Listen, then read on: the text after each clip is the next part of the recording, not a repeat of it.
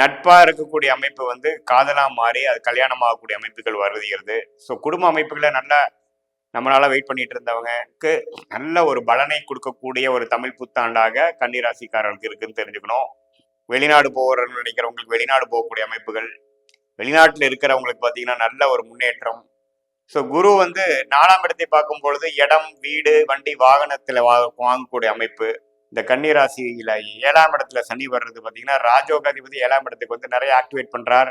ஒரு பிராப்தங்கள் நிறைந்த ஒரு காலகட்டமாக கன்னிராசிக்காரர்களுக்கு இருக்குது. ராகு கேது விலகுனதே பார்த்தீங்கன்னா ஒரு பெரிய விஷயம்.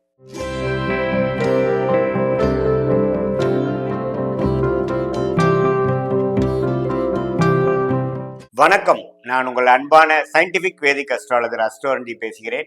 நல்லது நினைப்போம், நல்லதே நடக்கும். தொடர்ந்து நம்மளுடைய சேனல்ல வரக்கூடிய வீடியோஸ்லாம் பார்த்துட்டு இருப்பீங்க நம்புறேன். சயின்டிபிக் வேதிக் அஸ்ட்ராலஜி முறையில துல்லியமான ஜாதக பலன் எப்படி பார்ப்பது, அதுக்கு வந்து அறிவியல் சார்ந்த இந்த ஜோதிடம் வந்து எப்படி வந்து துணை புரிகிறது, இந்த ஒளி தத்துவம் எப்படி வந்து நல்ல கர்மாவையும் பாவப்பட்ட கர்மாவையும் நம்மளுடைய வாழ்க்கையில் நல்ல சம்பவங்களாகவும் சாதகமற்ற சம்பவங்களாகவும் எப்படி வாழ்க்கையில் சம்பவங்களாக உருவெடுக்க உதவுகிறதுங்கிறது நம்ம பார்க்க போறோம்.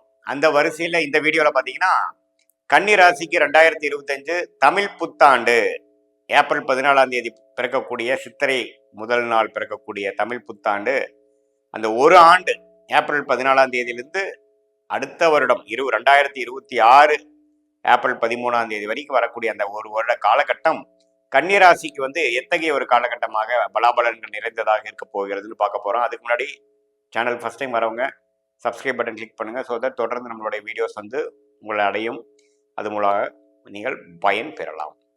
இப்போ பார்த்தீங்கன்னா கன்னிராசிக்கு வந்து எப்படி இருக்க போகுதுன்னு பார்க்கும் பொழுது ஆண்டு கிரகம் என்று சொல்லப்படுகிற குரு 10ஆம் இடத்துக்கு வருகிறார். எப்போ வருகிறார்? மே 14, 2025 அப்போ குரு பயிற்சி ஆகிறார். ஸோ இதுவரை 9ஆம் இடத்துல இருந்து ராசியை பார்த்துட்டு இருந்த குரு பார்த்தீங்கன்னா 10ஆம் இடத்துக்கு வந்து 4ஆம் இடத்தை பார்க்கிறார், 6ஆம் இடத்தை பார்க்கிறார், 2ஆம் இடம் என்று சொல்லப்படுகிற குடும்ப தன வாக்குஸ்தானத்தையும் பார்க்கிறார். ஸோ 4ஆம் இடம் என்று சொல்லப்படுகிற தாயார், இடம், வீடு அது மாதிரி ஒரு பாவத்தையும் கனெக்ட் பண்றார். அவரோட வீட்டையே அவர் பார்க்கறது ஒரு நல்ல பலம்.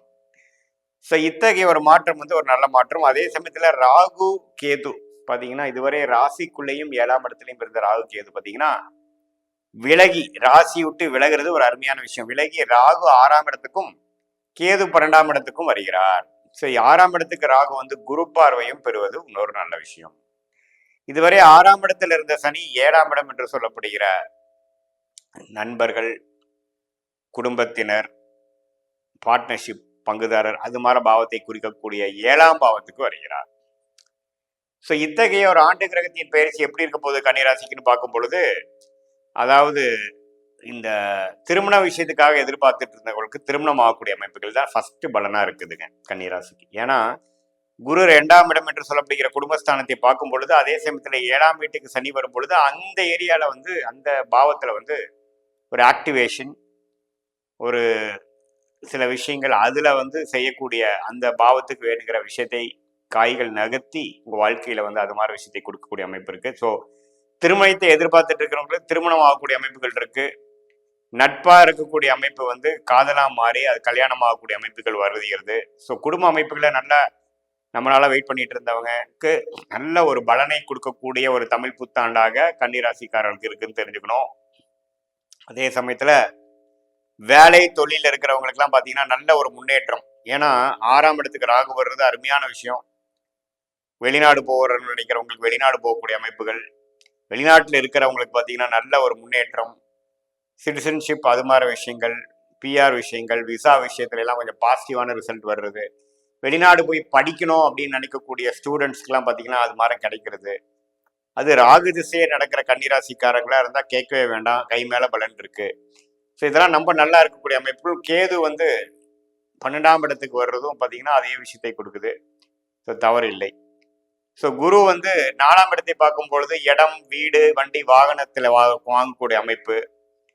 ஒரு கடன் வாங்கி ஒரு ஒரு வீடு கட்டுறது, வீடு வாங்குறது, இடம் வாங்கி போடுறது, பல சின்ன காரை கொடுத்து பெரிய கார் வாங்குறது, புது கார் வாங்குறது, எல்லாமே பார்த்தீங்கன்னா கொஞ்சம் அபிவிருத்திக்காக ஒரு சுப விரயங்களை செய்யக்கூடிய ஒரு சம்டைம்ஸ் வந்து கடன், சுப கடனை வாங்கி சில இன்வெஸ்ட்மெண்ட் பண்ணக்கூடிய அமைப்பு கன்னிராசிக்காரருக்கு 2025 ஏப்ரல் மாதம் 14ஆம் தேதிக்கு மேலே வரக்கூடிய தமிழ் புத்தாண்டில் நல்லாவே நிறைவாக வர்றது பார்ப்பீங்க.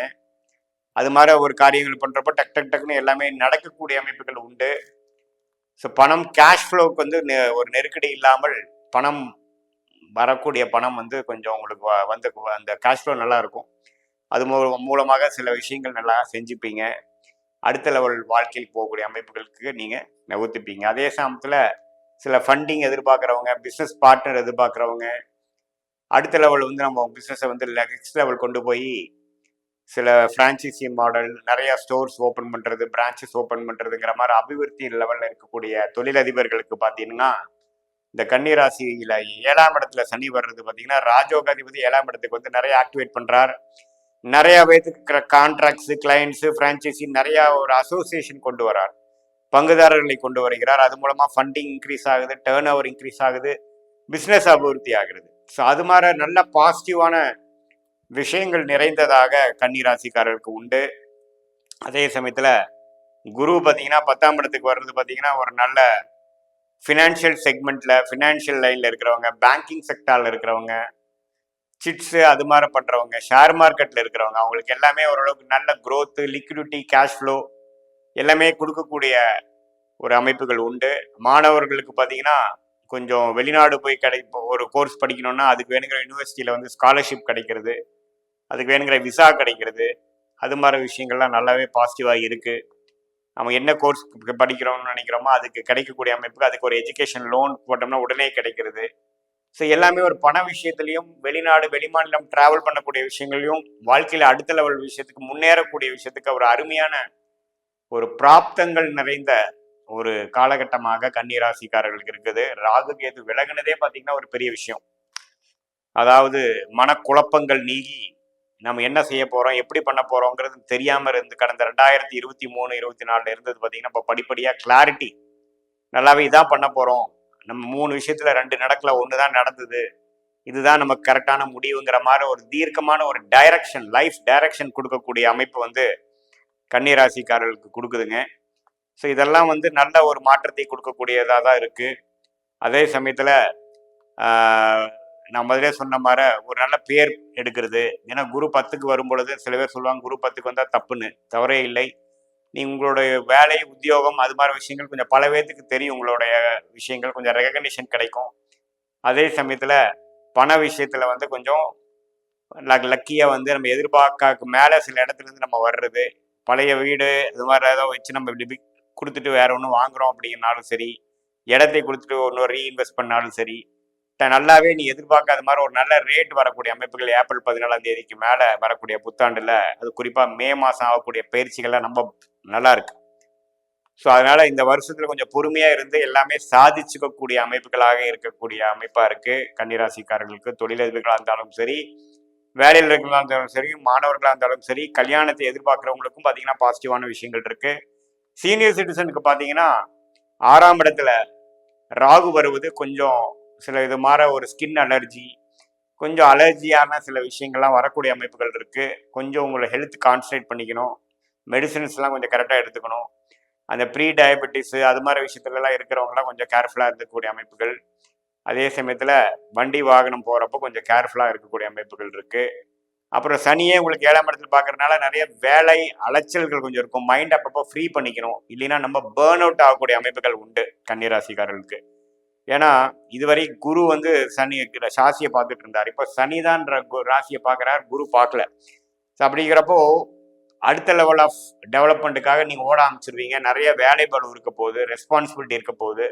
முதல்ல இருந்த ப்ரைவேட் ஸ்பேஸும் ஒரு ரிலாக்ஸேஷன் டைமும் இருக்காது. ஸோ அதனால் அப்பப்போ நீங்கள் ஒரு டைம் ஆஃப் எடுத்து ஒரு பிரேக் எடுத்துக்கலைன்னா பேர்ன் அவுட் ஆகக்கூடிய அமைப்புகள் இருக்குது. பட் எல்லாமே டெவலப்மெண்ட் ஓரியன்டான விஷயம் தான் உடைய, கொஞ்சம் நீங்கள் பேலன்ஸ் பண்ணிக்கணும், ஒர்க்கையும் உங்களுடைய ரிலாக்ஸேஷனையும் பேலன்ஸ் பண்ணிக்கக்கூடிய அமைப்புகள் தேவைப்படுகிறது.